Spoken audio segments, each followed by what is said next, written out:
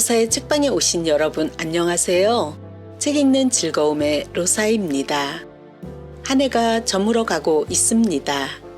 우리나라의 해넘이와 해돋이를 동시에 볼 수 있는 곳은 섬을 비롯하여 여러 곳 있는데요. 어느 해인가 12월 31일 날 당진의 외목마을을 향해 가는데 눈이 무척 많이 내려 해넘이를 못 보고 해돋이도 만족할 수 없었던 기억이 납니다. 오늘은 연말 연시에 맞는 이어령 작가님의 노을이 종소리로 번져갈 때라는 수필을 소개해 드리겠습니다. 아침과 저녁 노을의 차이는 있지만 같은 노을이라는 것, 즉 슬픈 죽음의 노을도 아침의 노을로 바꾸며 재생과 부활을 믿는다는 말씀을 저 세상에 있는 따님에게 들려주는데 아련함이 묻어납니다. 저는 평소 노을이라는 말을 일몰 때 주로 사용하고 일출 때는 여명이라는 표현을 많이 썼는데요. 앞으로는 아침에 예쁜 노을이라는 말을 여명 대신에 써야겠습니다. 이제 이 작품 낭독이 올해 마지막이 될 텐데요. 그동안 사랑해 주셔서 감사합니다. 그리고 여러분, 올 한 해 수고 많으셨습니다. 남은 시간 사랑하는 사람들과 따뜻한 정을 나누며 행복한 시간이 되시기를 빌면서 내년에 좋은 작품으로 찾아뵙겠습니다. 그럼 낭독 시작하겠습니다.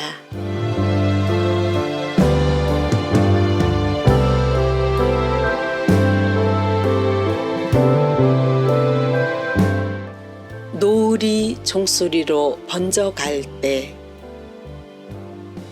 이어령. 사랑이 있으려면 죽음이 없어야 하고 죽음이 있으려면 사랑은 없어야 한다. 사라져버리는 것을 사랑하는 일은 얼마나 잔인하고 덧없니. 우리는 어째서 아침 이슬을 보고 미소 지으며 저녁 노을에서 아름다움을 느끼는 것일까?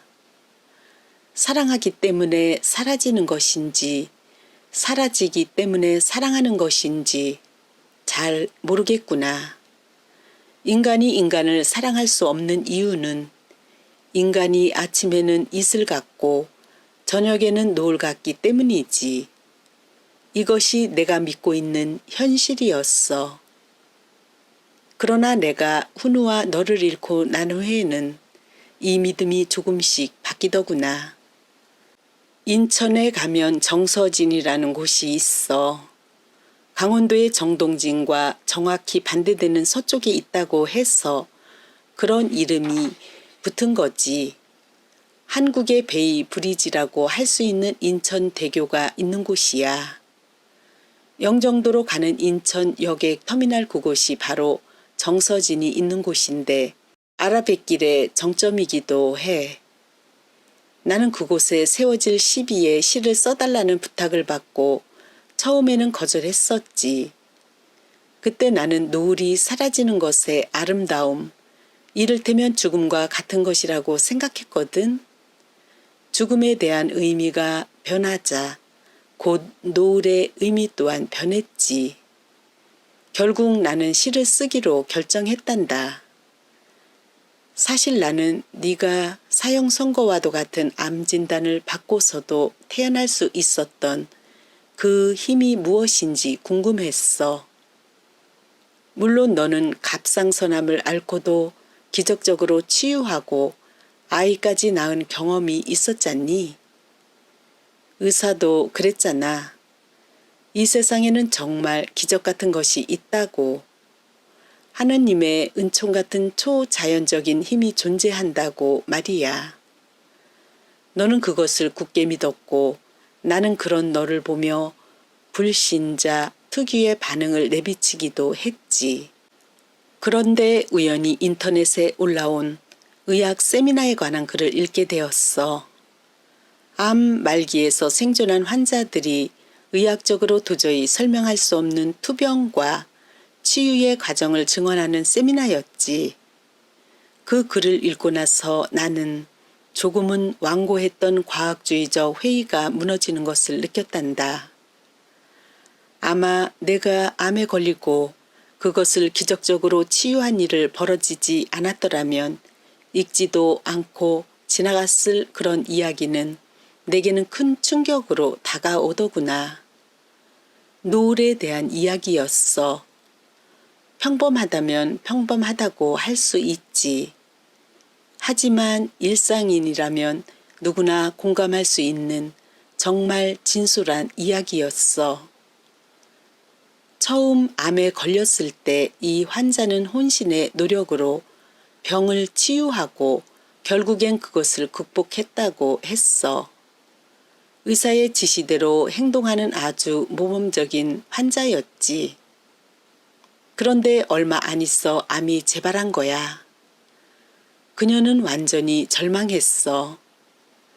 처음엔 현대의학에 대한 믿음과 희망을 가지고 열심히 병과 싸워 이겼지만 암이 다시 재발했을 때는 더 이상 기력이 남아있지 않았다고 했지. 인간의 능력으로는 절대로 암을 이길 수 없다고 생각한 거야. 그때부터 그녀는 죽음을 맞이하기 위한 준비를 했대. 예금 통장을 비롯해서 묵은 사진들이나 편지, 일기, 아껴두었던 물건들을 하나하나 정리한 거야. 장롱에 옷을 개켜놓듯 얼마 남지 않은 자신의 삶을 차곡차곡 개켜서 쌓고 정리하는 일을 매일같이 해온 거지. 그러던 어느 날 그 여인은 툇마루에 앉아 석양이 지는 것을 바라보았어. 마치 노을을 처음 보는 사람처럼 우두커니 앉아서는 태양이 산 너머로 사라지며 하늘 전체를 빨갛게 불태우는 풍경을 넋을 잃고 바라보고 있었다는 거야.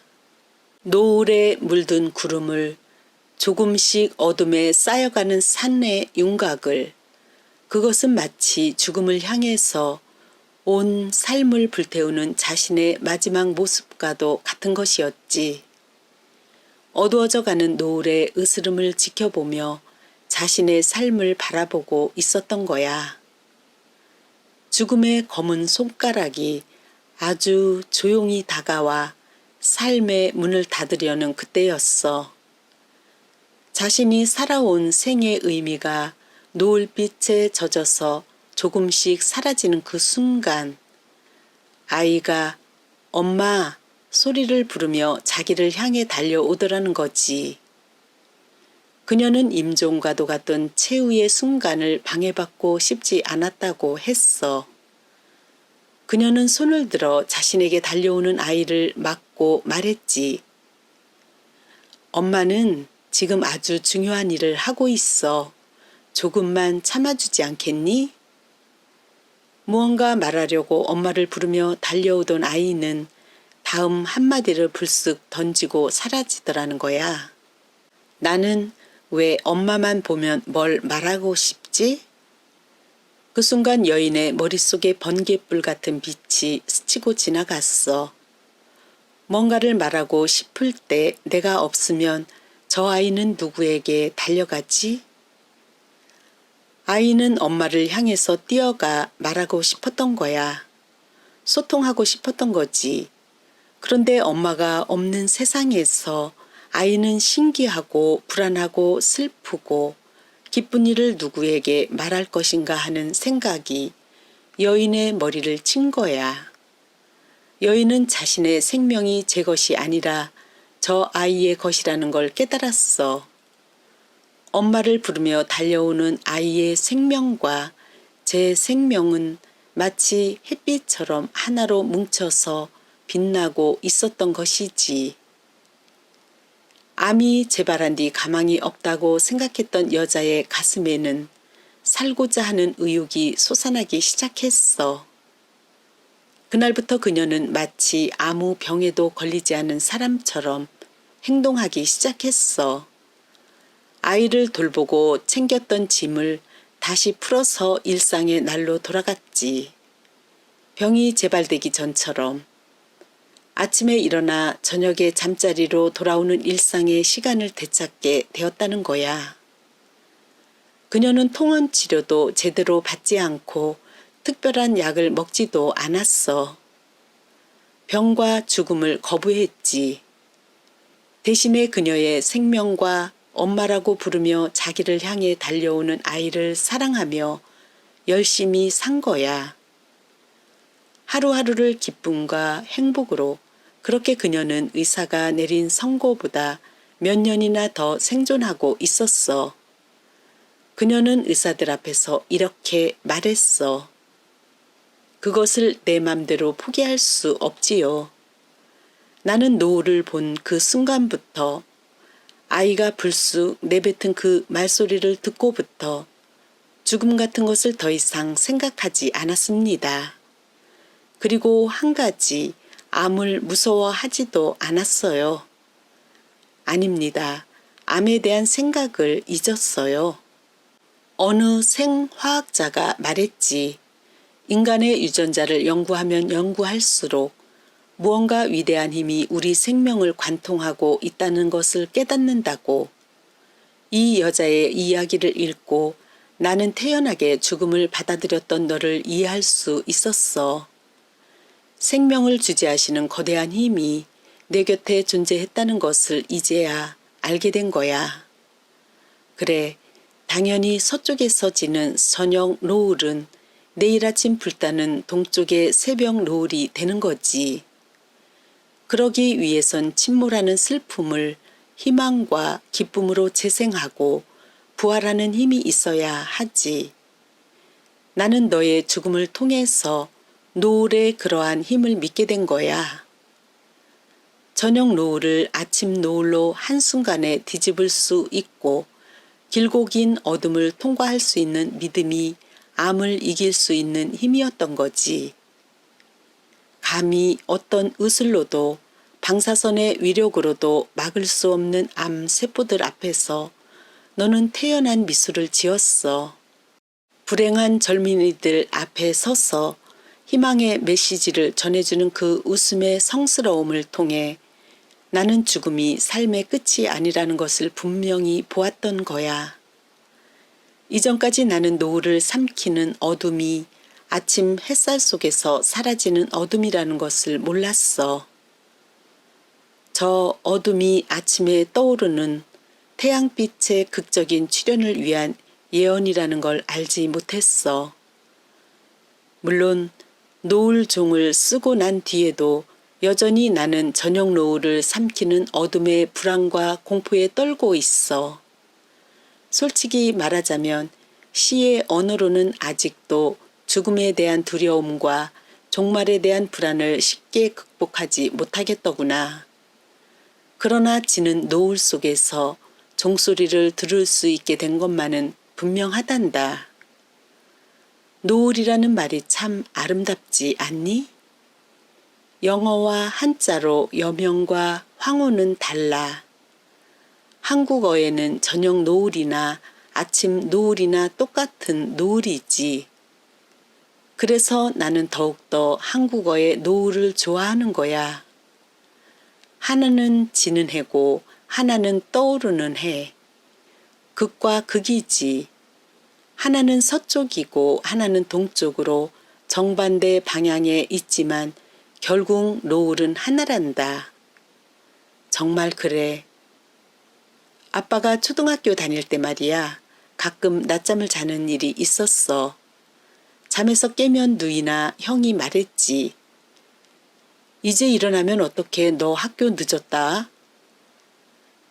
그러면 나는 눈을 비비면서 학교 갈 준비를 하는 거야. 저녁에 노을을 보고 아침인 줄 착각하고 속은 거지. 급히 세수를 하고 학교 갈 준비를 했어. 아침밥을 달라고 하니 사람들이 다 웃더구나. 몇 번이나 속았는지 모른다. 그러나 나는 속은 게 아니야. 분명히 저녁 노을과 아침 노을은 같은 것이라고. 그걸 누가 분간할 수 있겠니? 내 어릴 적 낮잠을 자다 일어나 저녁 노을을 아침 노을로 보았듯이 지금 그냥 눈만 뜨면 되는 거야. 나는 단지 정서진의 노을을 바라보고 있지만 그건 바로 정동진에 뜨는 아침해의 노을인 거야. 너는 정동진에 있고 나는 정서진에 있는 그 차이밖에는 없어. 같은 노을이다. 나는 너를 위해서 울거나 또 너는 나를 위해 가슴 아파할 이유가 없다. 이 말을 꼭 들려주고 싶어. 나는 너의 죽음에 대한 슬픔을 망각한 것이 아니라 그 슬픔의 노을을 아침의 노을로 바꾸어 버리는 재생과 부활의 힘을 믿는 것이라고. 남들이 다 놀리더라도 나는 그 힘이 네가 말하는 믿음의 힘이고 희망이고 빛이라고 생각해. 오늘은 굿나잇 키스가 없단다. 저녁 노을 뒤에는 밤에 어둠이 없기 때문이지. 정서진에서 내가 썼던 노을종을 굿나잇 키스 대신에 읽어줄게. 저녁 노을이 종소리로 울릴 때 나는 비로소 땀이 노동이 되고 눈물이 사랑이 되는 비밀을 알았습니다. 낮에는 너무 높고 눈부셔 볼 수 없던 당신을 이제야 내 눈높이로 바라볼 수가 있습니다. 너무 가까워 노을빛이 내 심장에 피가 됩니다. 저녁이면 길어지는 하루의 그림자를 근심하다가 사랑이 저렇게 붉게 타는 것인 줄 몰랐습니다. 사랑의 정이 그처럼 넓게 번지는 것을 잊어버렸습니다. 종이 다시 울려면 바다에 침묵이 있어야 하고 내일 해가 다시 뜨려면 날마다 저녁 노을이 져야 하듯이 내가 웃으려면 오늘 울어야 한다는 것을 이제야 압니다. 내 피가 생명의 노을이 되어 땅끝에 번지면 낯선 사람이 친구가 되고 애인이 되고 가족이 됩니다.